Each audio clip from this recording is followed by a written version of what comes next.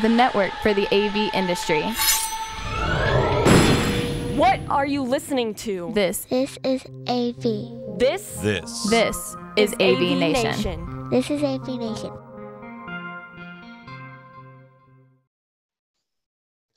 This is ResiWeek, the weekly look at the residential AV environment and AV market in audiovisual.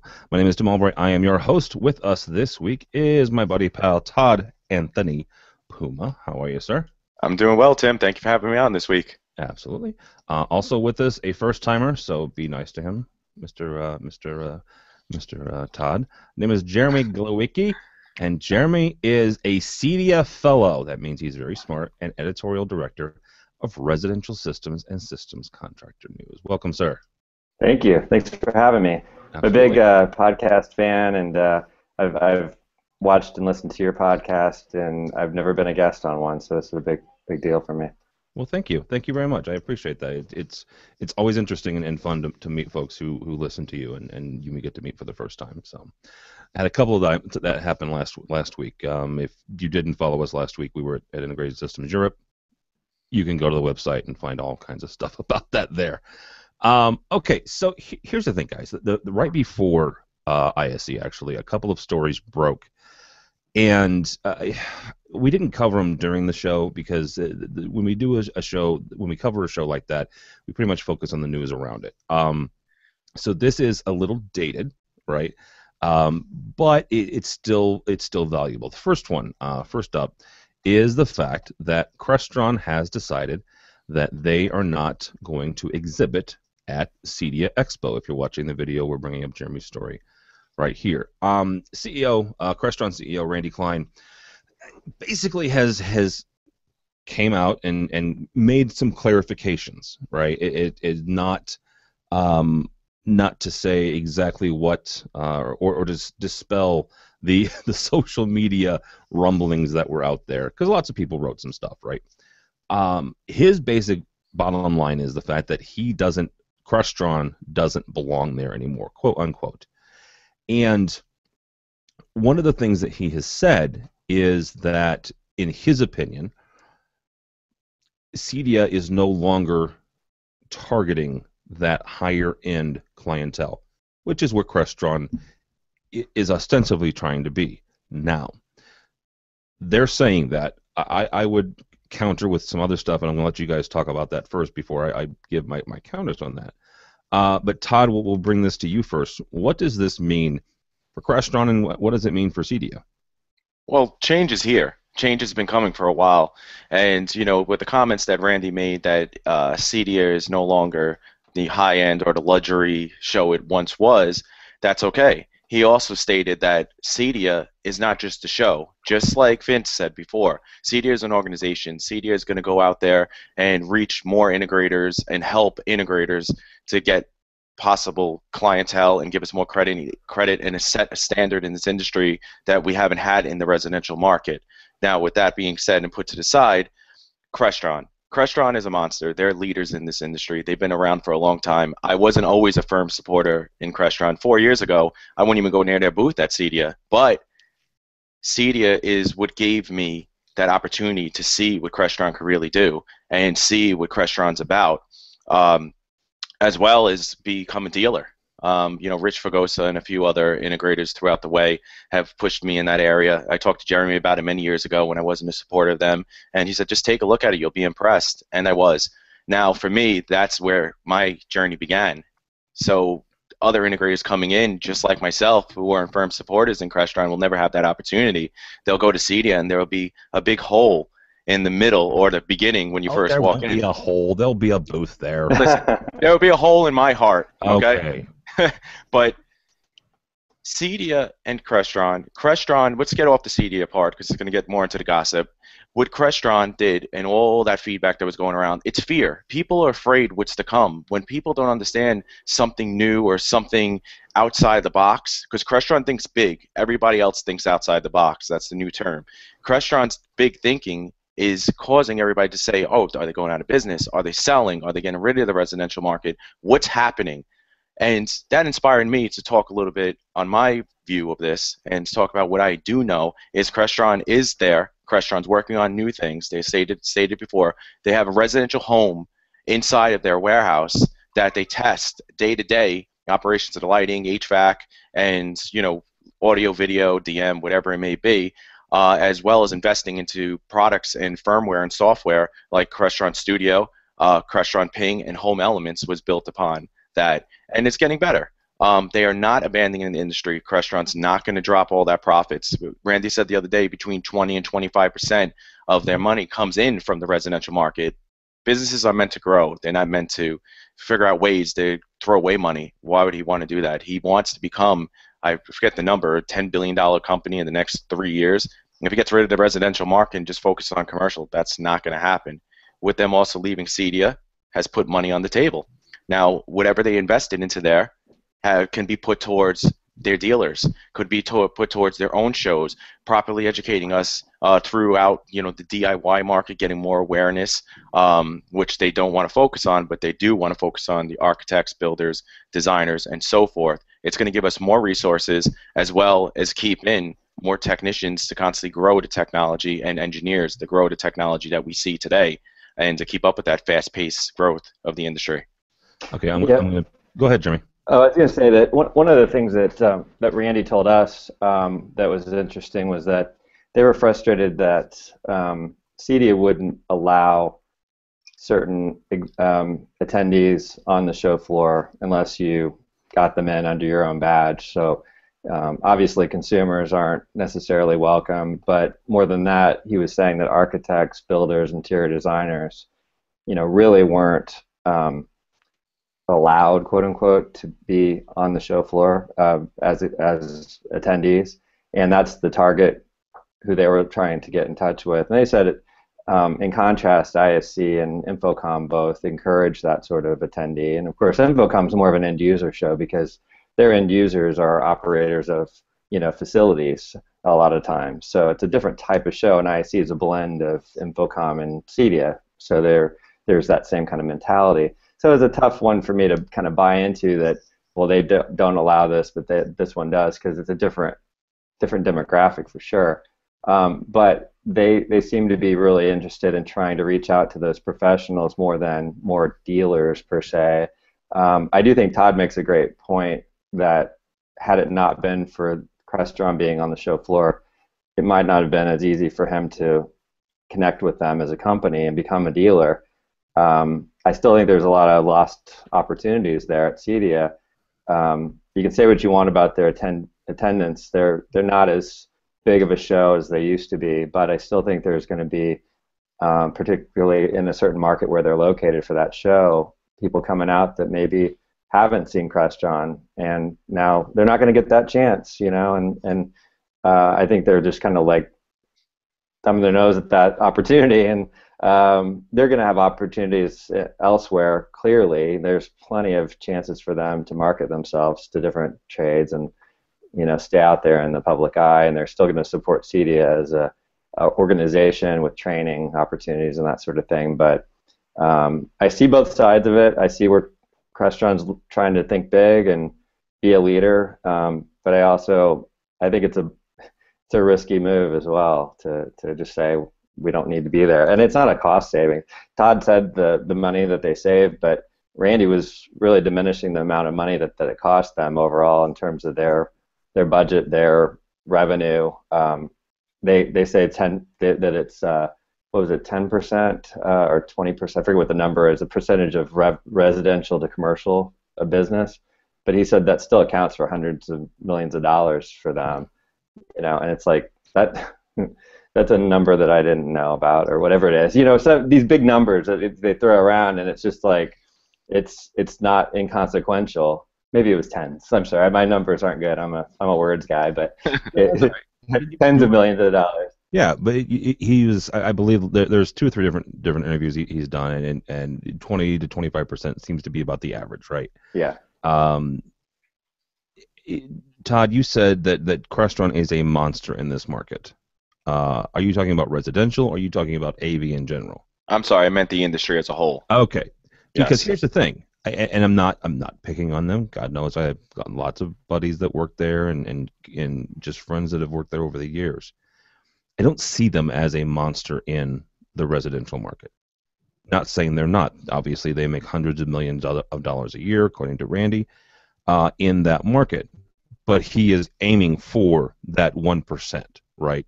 Yeah. He's not aiming for houses that cost between $200,000 and $500,000. He's looking for houses and structures that are in the millions of dollar range, right? So if your house isn't worth $1 million, don't call, Crestron. It's kind of the sense that I got out of that. Now, whether or not he belongs at CEDIA, I don't know.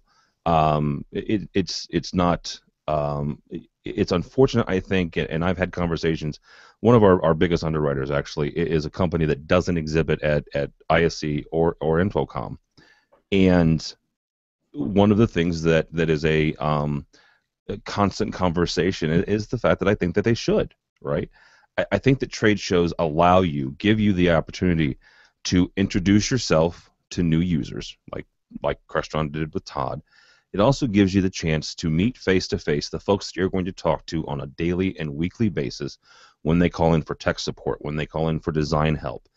Putting a face to that name and putting a face to that voice absolutely helps in building the relationship. And let's be honest, relationships is what this industry is built on. Yes, it's technology. Yes, it's the latest, greatest thing. It's also the relationships that we get to build. And I think the trade shows, do afford us that opportunity to actually see people face to face. So, that's my 2 cents on it. All right, another story that broke right before ISE, which is always fun to do, is the fact that our good friends Control 4 picked up a product or two from Package for $32.7 million in cash, which would not be a bad thing to have in cash reserves. Control 4 picked up Package device and software. According to the article here, Control 4, quote unquote, expects the acquisition to contribute to revenue growth, but primarily it's an acknowledgement that networks are the foundation of everything connected and that most home networks today are not fully ready for the expanding requirements. Jeremy, let's kick this off with you on here. I agree with that statement. Is this the right move then for Control 4, who is a company that's more and more putting things on the network? Yeah, I mean, there's a case to be made for their reach into new dealers. I think they're always trying to expand as a company. Control 4, more consumer awareness and also dealer base. I mean, they want to talk about the monster. They want to be the monster, I think, and the network is truly the limiter on a lot of the future growth of this, this technology space, whether it's DIY or at professional installation. But everyone makes the case that you need a robust network, and I think I've spoken to Vin Bruno after he switched over to CEDIA as CEO, and he said that Crestron had a lot of challenges on, when he was there. He kind of revealed that because the network limited the performance of their technology a lot of the time in these big projects, and they do massive homes. Control 4 has a scalable system, but I think that they were wise, to bring something in house that perhaps they didn't feel like they had, the control over themselves, and they have dealers that are Package dealers who aren't Control 4 dealers, and there's a good fit there, and sort of opening the doors to, bringing in more qualified and, supportive individuals and companies. So it seems like a smart move. We'll see how the two companies play together, and under one umbrella. Let's bring in one of those dealers. Yeah, exactly. Mr. Puma is a Package dealer, and forgive me, Todd, I don't know whether or not you are a Control 4 dealer or not. Are you a Control 4 dealer? I am not, no. Okay. I'm just Crestron all the way, make it easy for my customers. That makes sense. That makes sense. So let's take it from that angle then. What does this do for you? And you've had a long-standing relationship with Package. You were actually the first person who told me about it and encouraged me to go by their booth. So what does this do to guys like you? When I first met Package, I met them through Savant. So that's how it all started. It started with myself is working or looking for a new product line like Savant to offer to my clients, and Package was the hand in hand. It was like a match made in heaven between Savant and Package.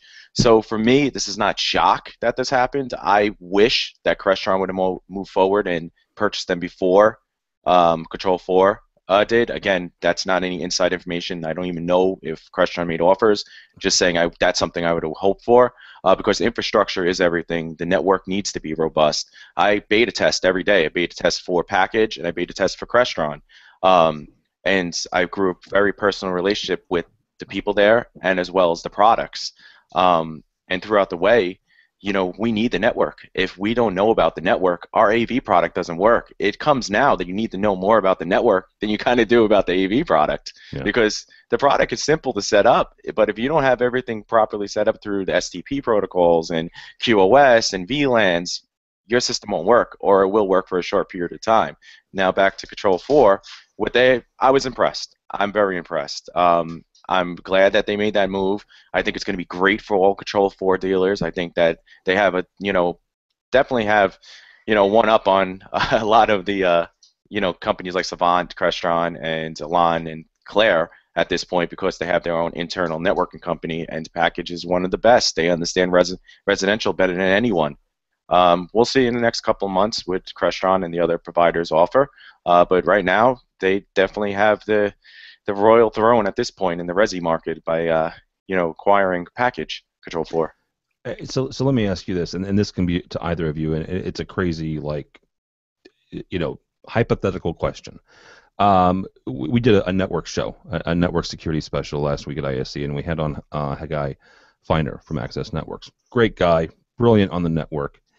Are we getting into a situation now where Control 4 has purchased Package?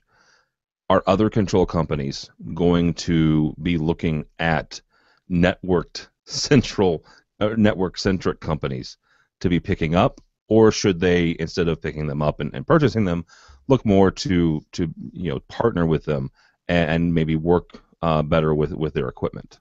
Can I take this one really quick? 'Cause originally, I came from Best Buy, right? And again, that's not really something I should be telling everybody, but I did. I did. I did, and what did they do? Immediately they had Magnolia and Geek Squad, hand in hand. Yeah. So this is not somebody reinventing the wheel. Companies like Best Buy have knew this from the beginning, that this should have been done and, is going to be the future.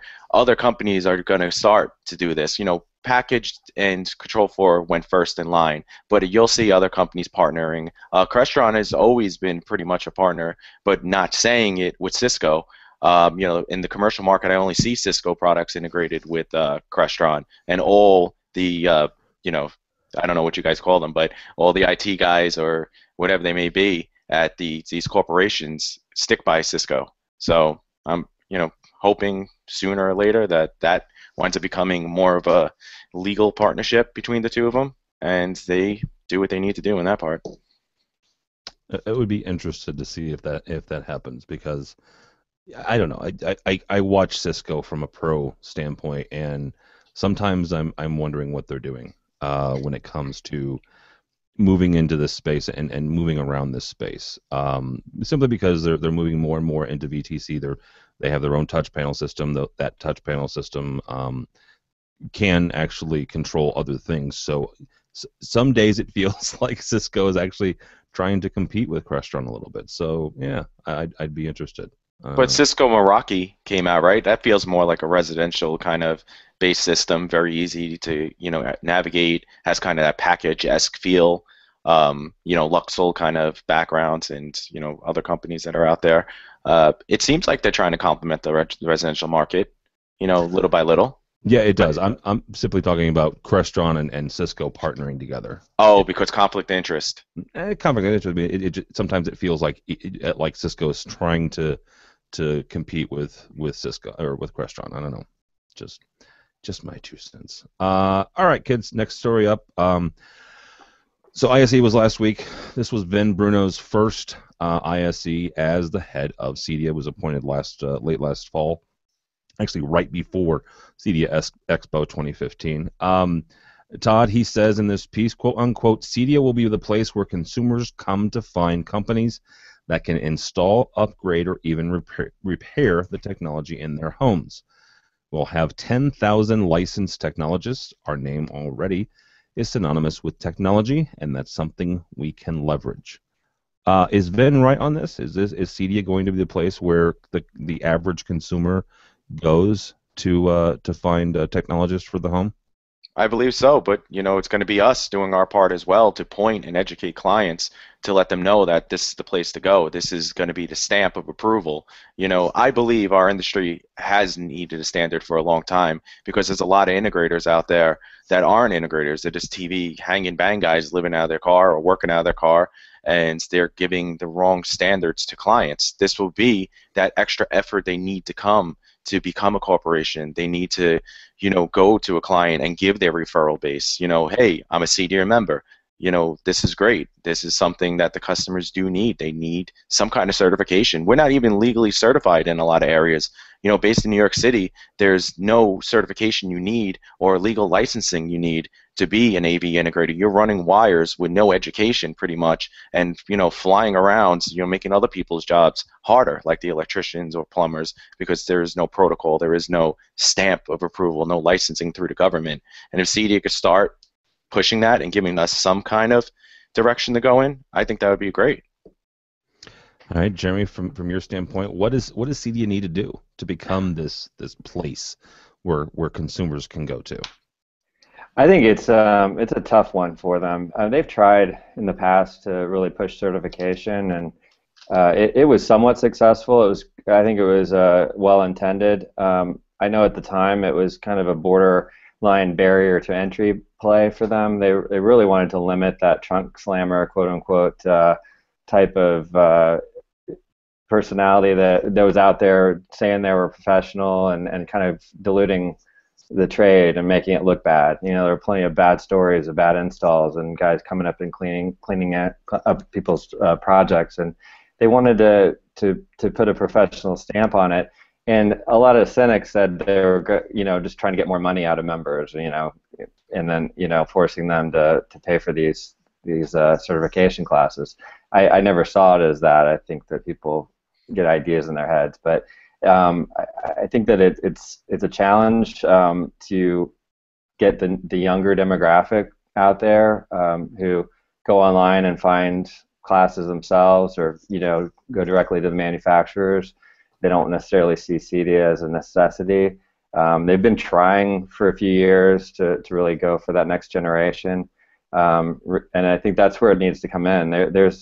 There was an old sort of camaraderie to CEDIA in the early days. People they went to the show because they were friends with all their colleagues and peers. And I don't know if the next wave has kind of caught on to that yet. That this is an environment that you can go as a show, and really share best practices and get tell your war stories about projects that you've been through and learn from each other. I mean, that's one of the best benefits of that show and that association, are just the stories that you can share between members, and calling it certification, training, that type of thing. I mean, that's a formal way of doing it, but I think it needs to be there. I think Vin is very ambitious, and I'm glad to see that he's thinking big. I just don't know if it's possible to really, in this day and age, to really pull everybody together and get those big numbers like he's hoping for. I hope he does. We need a trade association at the middle of this that's not just CE. What is it? CEA. CTA now. CTA. Yeah. That's a different.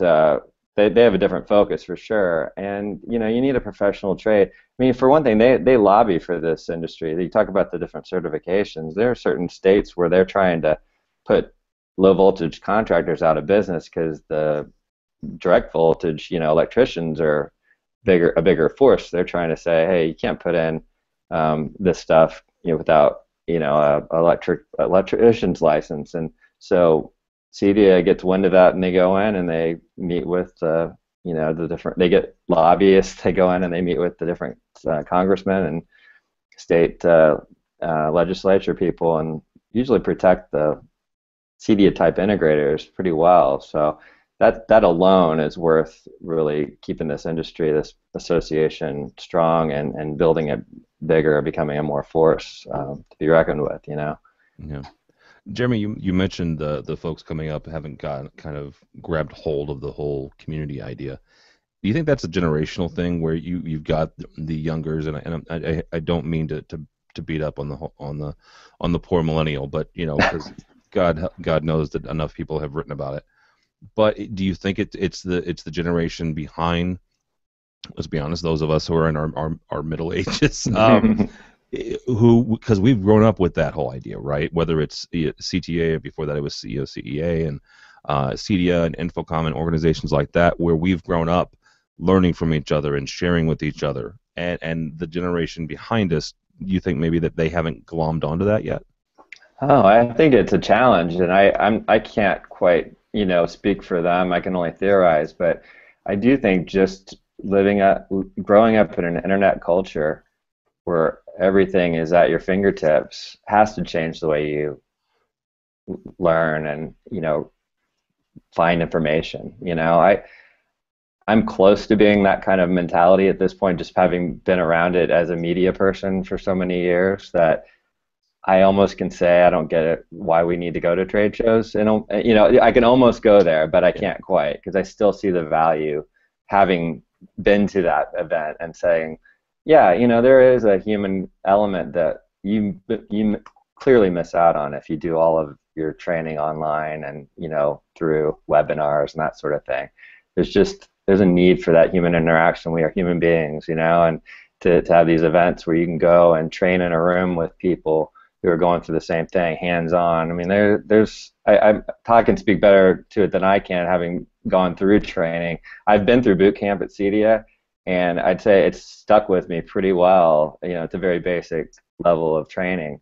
I went to their facility because I'm actually just outside of Indianapolis where they're headquartered, and that hands-on ability to actually use the tools and things by somebody else that's doing the same thing.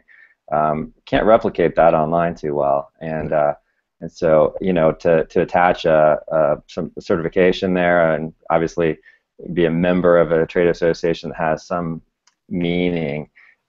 Your average consumer is not going to really know who CEDIA is, but that's up to the dealer to sort of say, hey, this is our this means something. This is why I'm a CEDIA member. As they go through there, why should you hire me? They should make that a big deal. I educate the client, about why it's important. Yeah, absolutely. All right, guys. One last story here before I let you go. This falls squarely in the whole IoT, IOE, everything. God, and I guess full disclosure. I have. Hey, there's my email. I have a Nest.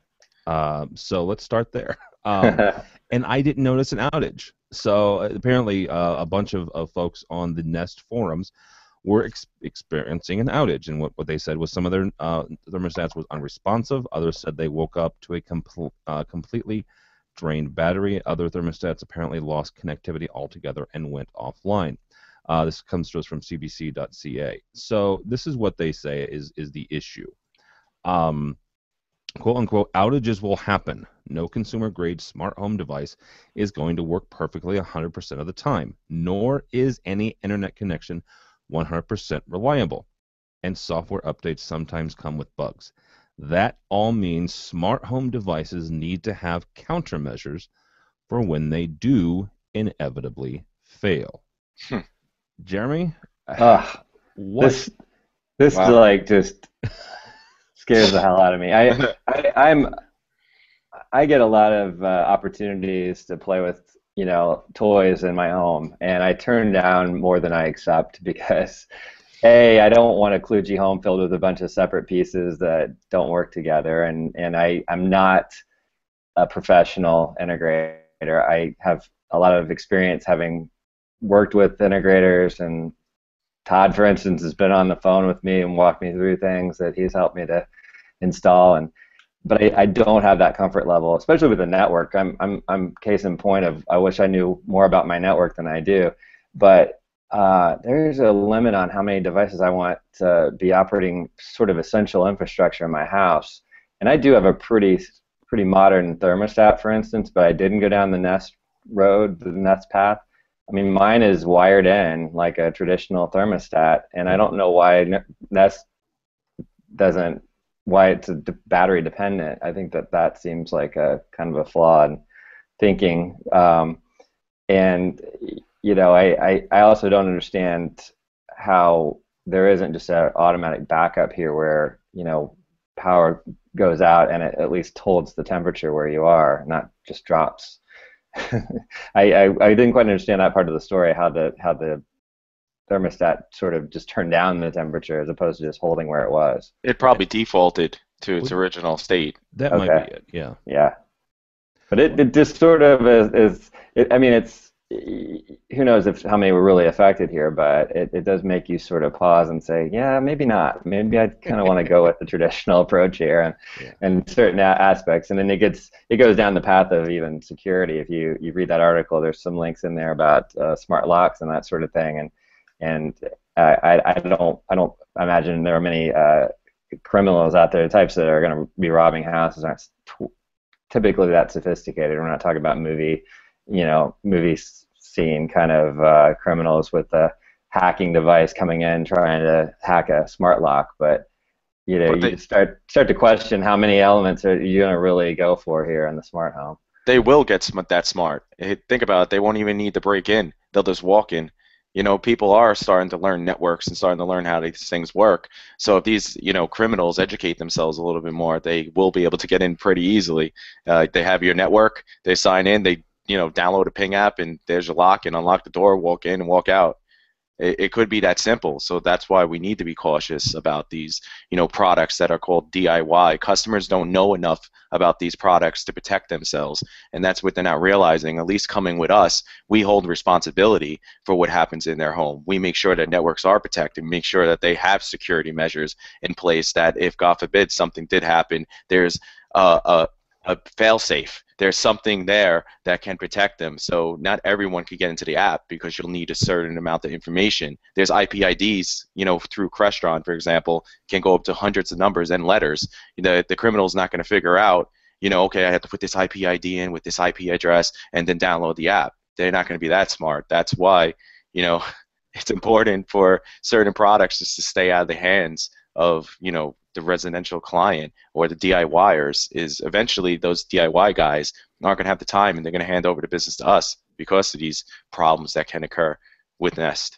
or whoever. Yeah, and I really talked about CEDIA again, but I really wish that there was a reliable network of affordable professionals that are CEDIA people, CEDIA certified, whatever it is, that you could find without much trouble and say, hey, can you come in and just be my consultant here on these products? And I don't want to spend hundreds of thousands of dollars. I am not that consumer. I just want some really qualified, educated advice on how do I protect my home using these products. I want these toys, but I want them at, a limit. I don't want to go crazy. I don't want a full scale, traditional CEDIA type home. Just wanted smart locks and smart thermostats, but can you make sure my network is right, and make sure my Apple TV is not going to crash on me, and different things like that. I know you kind of get that a little bit from the Best Buys of the world, but I don't know if I don't like that environment. Not that kind of a customer. I want something kind of a hybrid of the CEDIA high end and the low end of the Best Buy. You bring up a really good point, because that may very well be kind of an emerging market for CEDIA, right, and for its members, where it's not the higher end homes, right? It's not $1 million, $2 million homes, but it's not please help me run speaker wire and 200-foot HDMI cables everywhere. It's helping the DIYer do a DIY smarter, right? it's just what you said. Let me do what I want to do or what I can do. Right? I can go out and get a Schlage Smart lock and install it pretty easily. I did Nest myself. But come in. But I'm not the best networking guy. Let's say. Yeah. Come in and let me hire a guy to come in and make sure my network is good, right? And nobody can break into it, or make sure that all of the Z-Wave stuff talks to each other, right? Make sure all of those communications are happening. So that's actually a really good point. I like that. The DIY advisor. There we go. Yeah, there you go. Nice little side business for a new division of your company. That is genius. I was just on Apple TV last night, trying to get my kids set up with a movie, off of iTunes, and there was a thing that came on. And they just said, "Dad, I need you to read this," and I came over and it said, "Log in to iTunes to get a lower resolution version of this movie," and it was clearly telling me that I wasn't getting full bandwidth or whatever, and I'm thinking, is this a problem with my provider? Is this something internal, or is this just a reboot situation with the Apple TV? I have no idea, and I don't have anyone I can ask except for, someone like Todd, who I happen to, because I have trade, connections, I could call or text him and ask him. I just rebooted the Apple TV and all was well, and that's usually the case. But you start wondering, am I having bigger problems that I should have fixed? And hopefully one of these days I get a pack edge system in here and it all works out, much better, something like that. Yeah, well, it'll say Control 4 by the time we get in there. Yeah, exactly. All right, gentlemen, that's all the time we have. I don't want to take up too much of your time. Thank you so much, Mr. Puma. How can people find you? You can find me on Twitter at @thesourcehti or Todd Anthony Puma, or you can find me pretty much anywhere in the social market on Residential Systems Magazine as well. And that's pretty much it. I'm pretty much very quiet on the social media You're not aspect. Quiet. Very funny. Yeah, you're not quiet. Mr. Glowicki, thank you, sir, so much for the You're first welcome. time. So, how can people find you or Residential Systems? Resi Editor on Twitter and residentialsystems.com. Usually can find my email anywhere on the site. So. Somewhere over there. All right. Very good. My name is Tim Albright. Don't follow me. 'Cause at this point I'm a Bears fan, if you can't tell by that little thing right there. But we had a fabulous season. It's the 30th anniversary of the Bears winning the Super Bowl. That's all I got. So that's on the days. I guess I should say that I have the Blues. I have the Blues at this point. So, but go by the website. Lots of folks do an awful lot of hard work, and it's not me. It's folks like Matt, Scott, and Bradford, Ben, and everybody. avnation.tv, avnation.tv. You will find this program and a host of others. Squarely center still is all the videos, all the podcasts, everything we did at ISE last week. We're going to be adding some more videos as the week goes on. We just didn't want to inundate you all at once with all of them, so they'll be coming out as the week goes on. I think my goal is to have all of them up by Friday. Let's put it that way. So avnation.tv, avnation.tv. Thanks so much for listening. Thanks so much for watching. That's all the time we have for ResiWeek.